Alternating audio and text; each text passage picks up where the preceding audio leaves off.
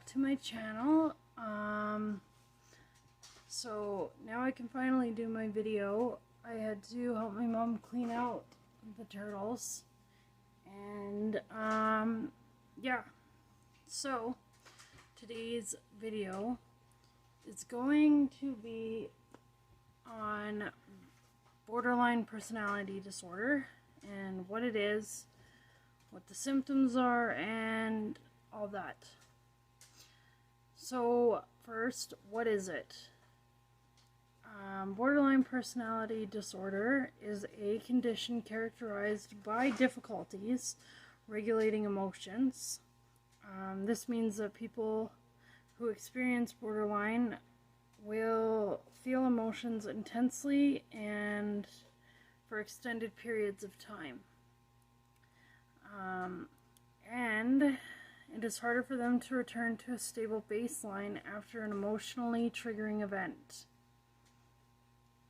Okay, so symptoms, well, they can start as early as your late teens. For me, I found basically when I became a teenager, even a preteen, my emotions were harder to regulate, and yeah, my teenage years were awful. So, symptoms are fear of abandonment, and that can be real or perceived. The person may go into extreme measures to avoid possible separation or abandonment. Examples include begging, clinging on to somebody, starting fights, jealousy, tracking your loved one's movements, or even physically blocking the person from leaving. Unfortunately, these behaviors may cause loved ones to fear, withdraw, and making the thing that they feared real. So, basically what it says is, with all these behaviors, these maladaptive behaviors is what they call them, you end up driving the person who you love away, because they might end up fearing you or thinking like, oh my god, this person is nuts and I don't want to be with them. So that's what happens. Unstable relationships. Borderline personality disorder can make keeping healthy relationships very hard. Sometimes the person affected tends to be needy, intense, and mistrusting. Not just with romantic partners either, but with family and friends. Borderline personality disorder, they tend to think in black or white, so either all good or all bad. There is no gray area in between. This causes frequently shifting attitudes towards others that go from extreme closeness and idealization or love to extreme dislike or anger, devaluation is another word for what's going on there, or whatever their technical word is. Devaluation is what you're doing. Unstable self-image. So people with borderline personality disorder can struggle with identity disturbances. This one's big for me. They feel good about themselves or they hate themselves as bad or evil. This self-image can change depending on who they are with. Sorry. They often copy the actions and behaviors of others. Their ability to be independent and autonomous is very impaired. And that's from John Oldham at the Baylor College of Medicine in Houston. So, yeah, we're kind of like Not so much like antisocial, where they're like emotional or personality chameleons, but yeah, we switch who around we're with. So, for example, I absolutely despise my grandfather's wife. She drives me nuts. She's very criticizing, and it's very hard to pretend to like her. We'll just say that.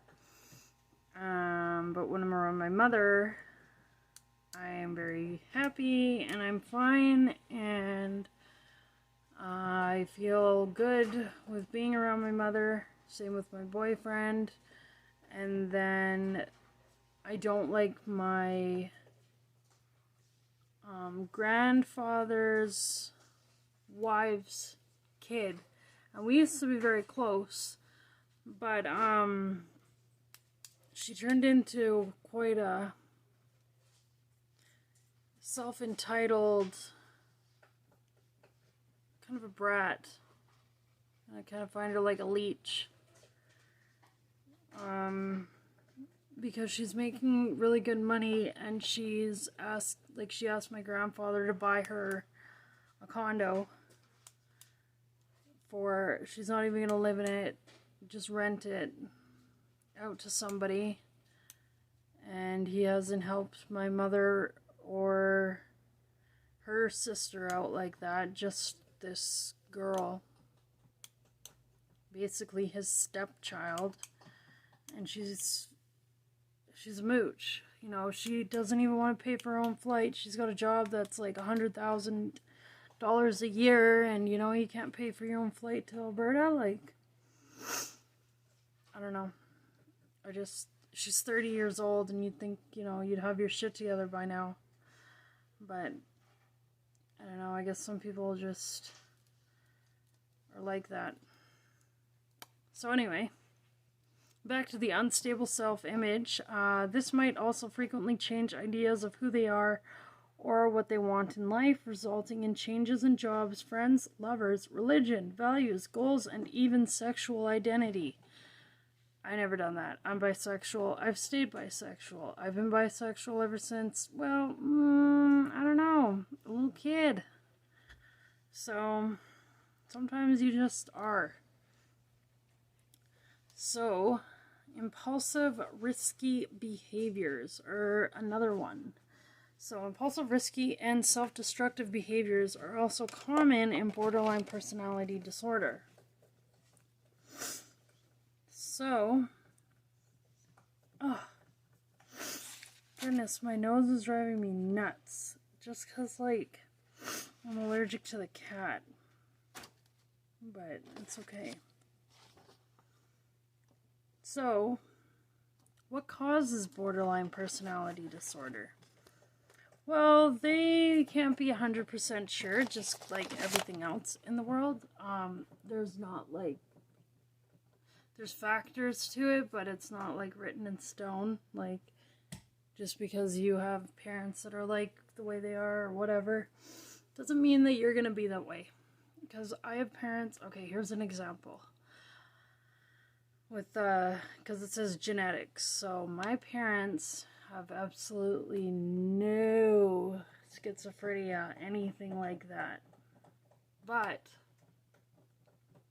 I've had auditory hallucinations since 12 years old. And I am the only one in my family who has hallucinations, delusions like I do. I'm the only one diagnosed with a schizophrenia spectrum disorder, which they are thinking is schizophrenia. But anyways, that's for a different topic. But your genetics can affect what you're predisposed to. So, some genes from your parents may make you more vulnerable to developing borderline personality disorder. One study found that if one identical twin had borderline, there was a 2 in 3 chance that the other identical twin would also have BPD. But the results should be treated with caution because there's no evidence of a gene for borderline personality disorder. Brain chemicals are another thought.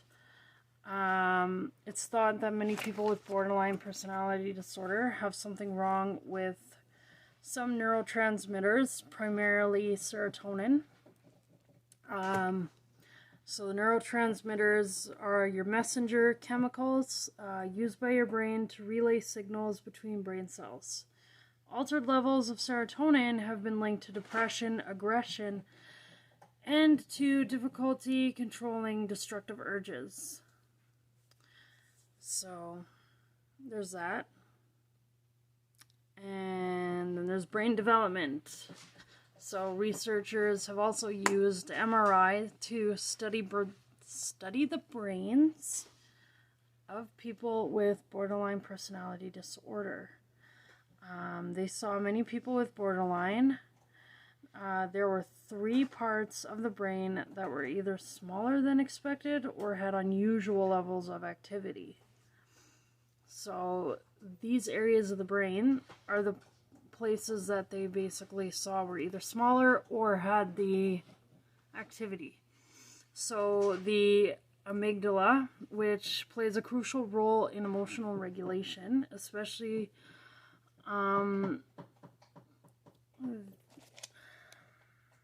the more negative emotions such as fear, aggression, and anxiety. The hippocampus, which helps regulate behavior and self-control. Sorry, I don't have a brain diagram, but it's like in the middle of your brain.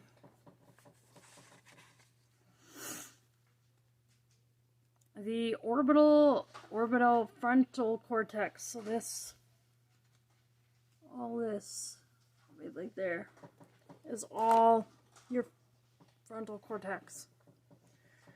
And this is involved in behavior and self-control. It's also like decision making and shit like that.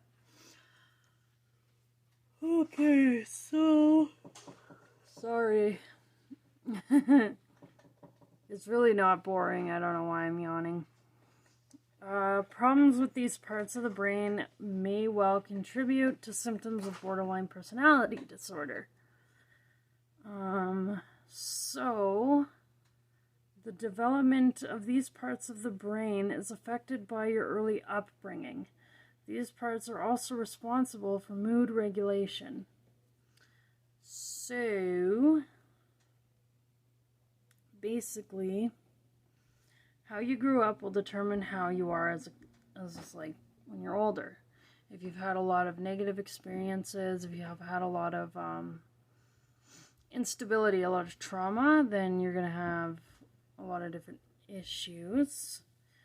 You're going to have a lot of trust issues. You're going to have a lot of emotional regulation issues. And this doesn't mean that you're going to develop BPD either. People with like normal families too can develop it. So it really all depends. You can't fit everybody into one little box. So really, this could happen to anybody. Yeah. So I think what I'm going to do is I'm going to stop the video here. And I hope you guys enjoyed it. I'm sorry I'm acting weird. There's a lot of shit in my head going on still. And I hope you guys enjoyed it. And I will see you later. Bye.